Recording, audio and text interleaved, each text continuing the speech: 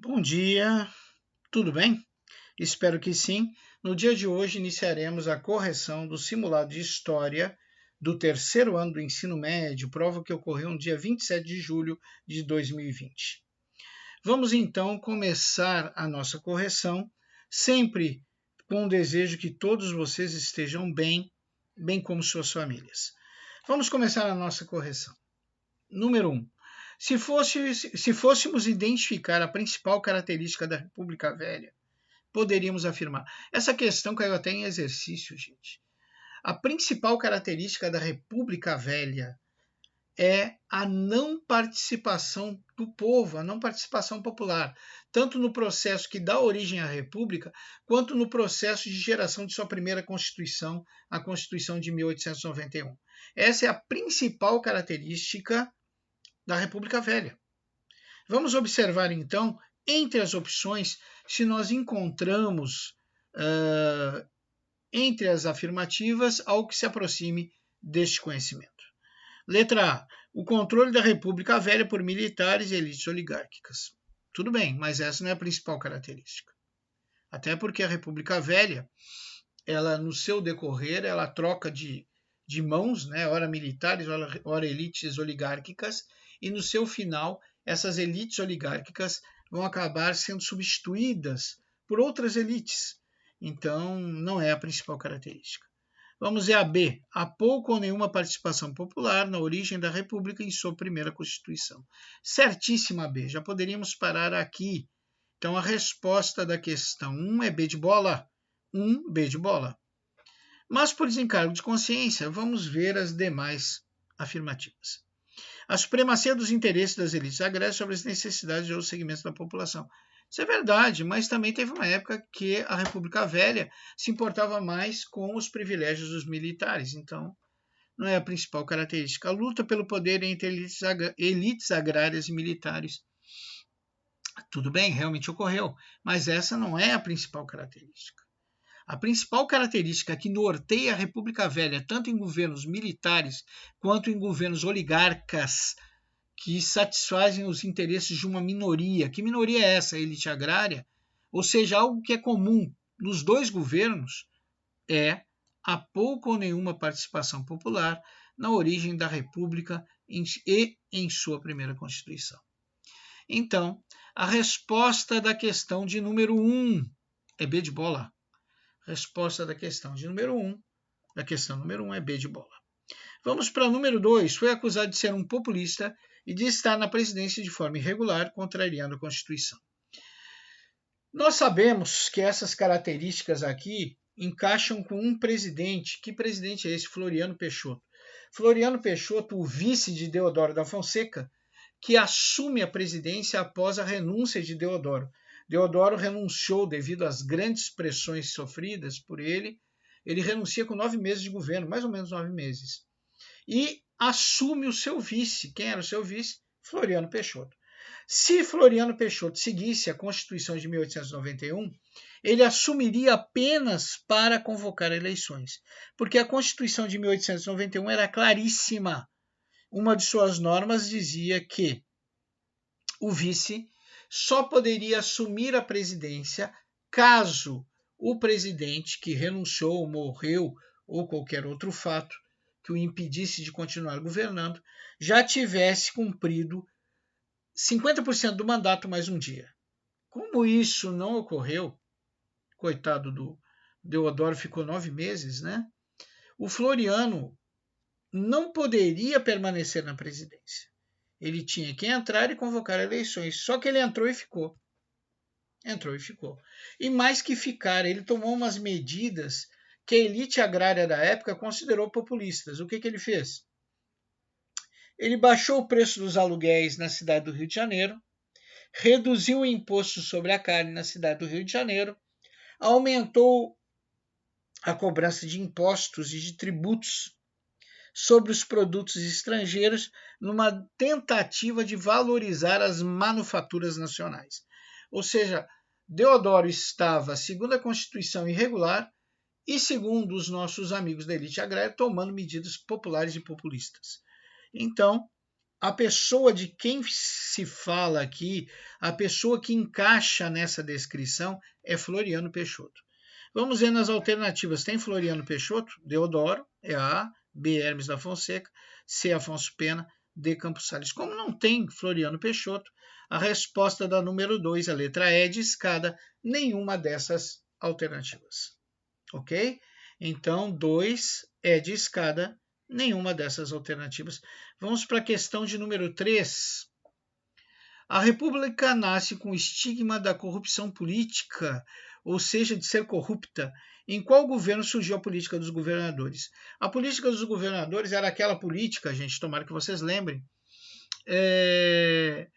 que era um acordo entre o presidente e os governadores para o seguinte: o presidente garantia aos governadores que só tomaria posse no Congresso e no Senado pessoas que fossem indicadas pelos governadores.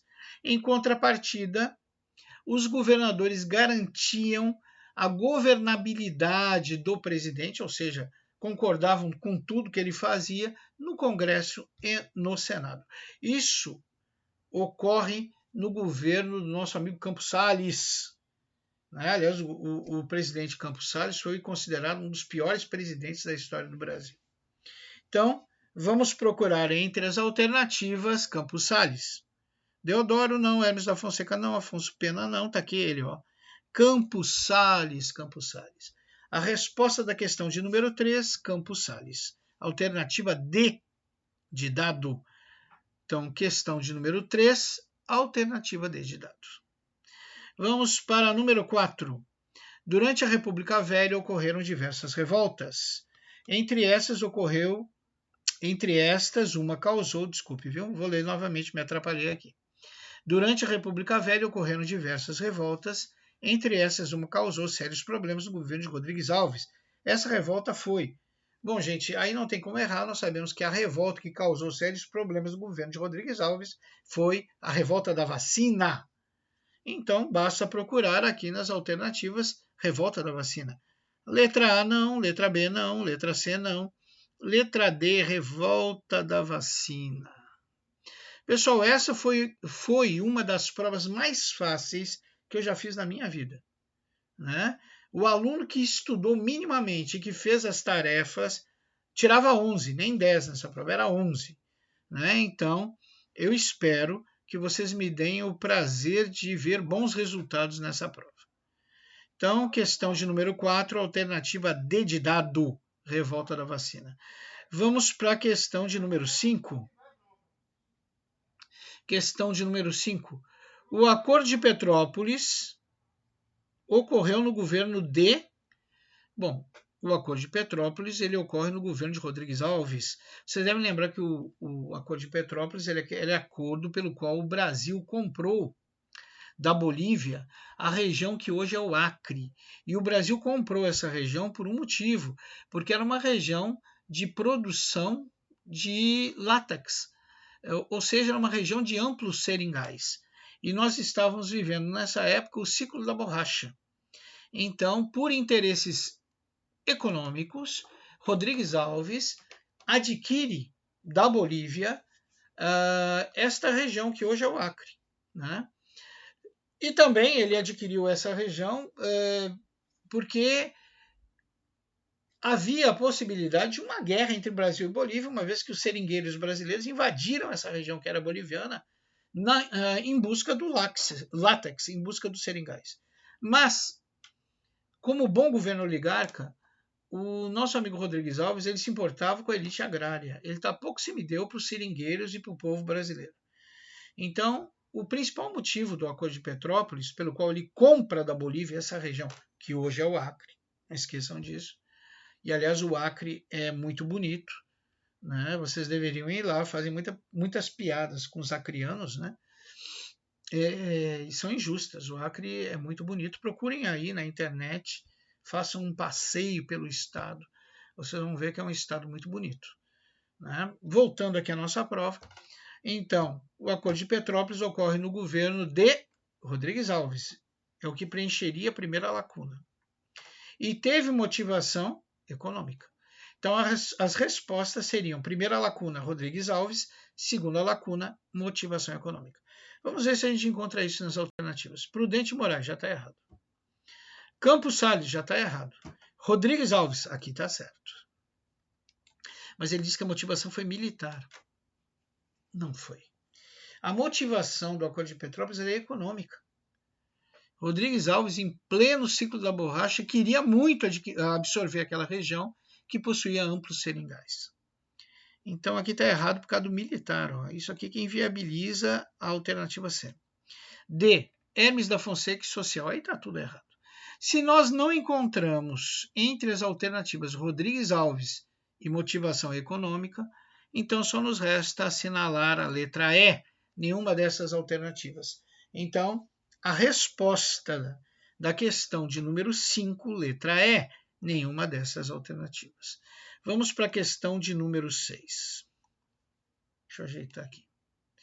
O voto de cabresto é uma das mais danosas formas de corrupção política. Esse tipo de corrupção só se torna possível através. O voto de cabresto é aquele em que o patrão ou o empregador ou qualquer pessoa que tenha influência sobre um grupo, ela obriga esse grupo a votar no candidato por ela indicada. E ela consegue ter eficiência neste intento criminoso porque ela sabe em quem tu votou.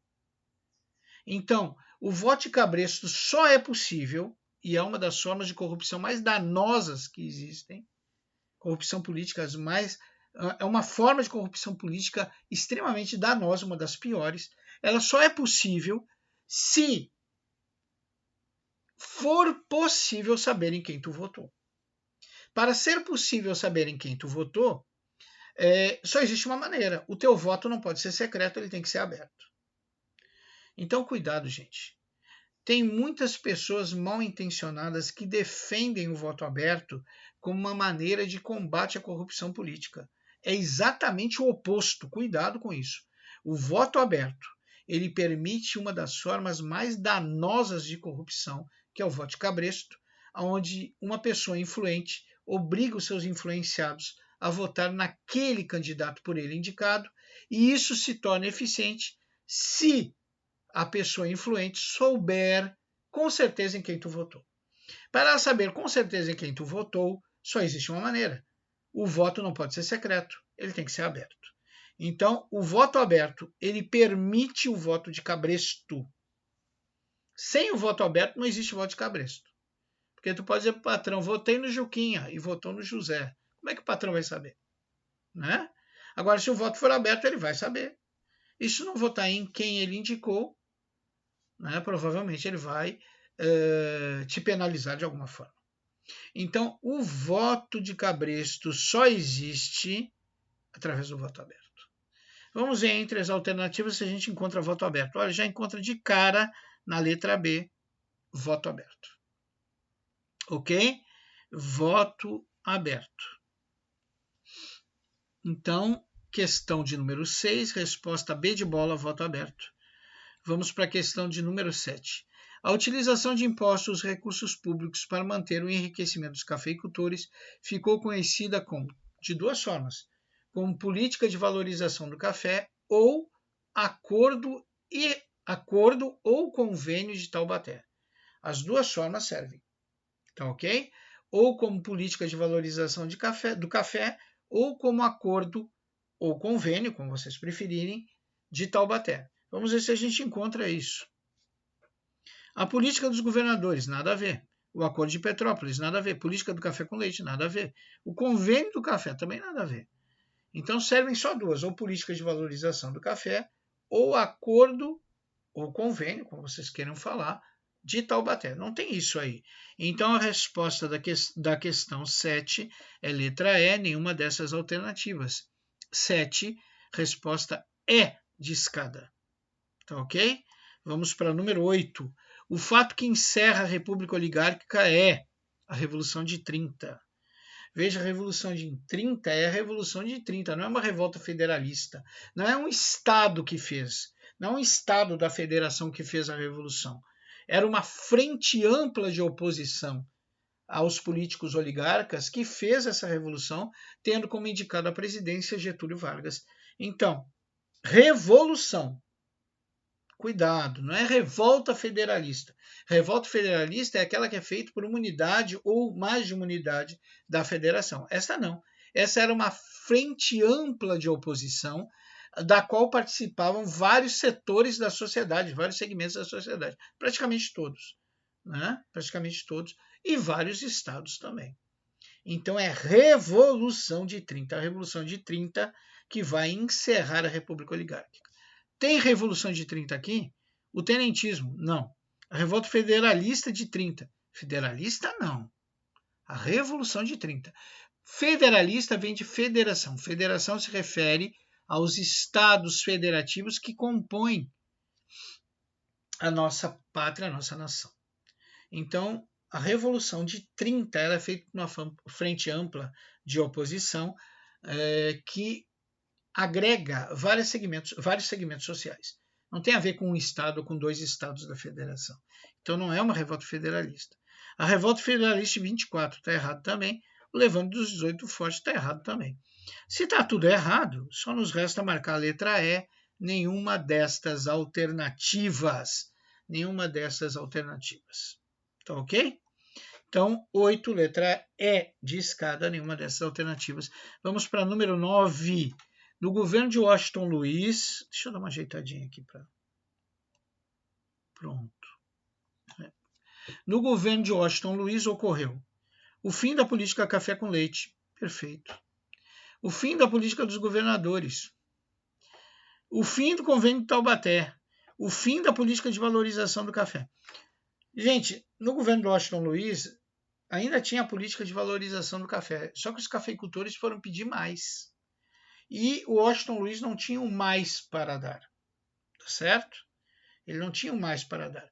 A política dos governadores continuava, a corrupção política foi o que fez o candidato de Washington Luiz vencer a frente ampla de oposição, cujo candidato à presidência era Getúlio Vargas. Então, fim da política dos governadores está errado, o fim do convênio de Taubaté não, ainda existia uma política de valorização de café, só que os nossos amigos cafeicultores estavam tendo prejuízo devido à mega produção de café e também à baixa crescente dos preços do café no mercado internacional, porque não era só o Brasil que produzia café. E essa produção crescia cada vez mais.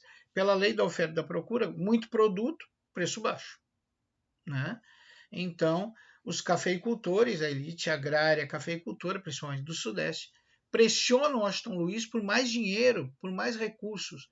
E o Washington Luiz desconversa, diz, não, vamos manter o que já tem, que era a política de valorização do café, e vamos compensar essas perdas exportando cada vez mais, coisa que não aconteceu. Realmente o Washington Luiz aí já era fim de festa da República Oligárquica, ele enrola essa gente, né, prometendo mais exportações do café, coisa que não vai acontecer. O mercado internacional estava super abastecido desse produto. Então, fim da política de valorização do café também não. Aonde que está correta aqui é a letra A de Amélia. Fim da política café com leite. O que era a política café com leite? Vocês devem lembrar, as duas maiores bancadas eram a bancada de São Paulo e a bancada de Minas Gerais. São Paulo, conhecido produtor de café, Minas Gerais, conhecido produtor de leite. E como eles tinham as duas maiores bancadas e muita influência política, ficou acertado entre os dois que os presidentes seriam sempre desses dois estados. Então, por 4 anos, o presidente seria paulista, nos outros 4 seria mineiro. Então, o paulista, quando saísse da presidência, já indicava um mineiro para substituí-lo. E vice-versa. Quando o mineiro terminasse seu mandato, ele já indicava um paulista. Então, isso é política café com leite. Café por causa dos paulistas, leite por causa dos mineiros. Então, questão de número 9, a resposta é A de Amélia. A de Amélia. Finalmente, a questão de número 10, vamos dar uma olhadinha aqui na questão de número 10. O político oligarca que se elegeu defendendo um programa de salvação nacional e de combate à corrupção foi...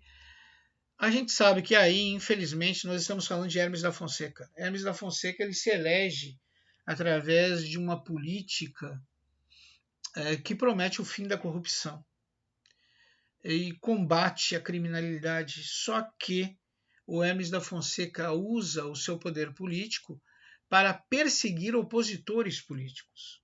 Né? Então ele não está interessado em acabar com a corrupção, até porque a corrupção continua.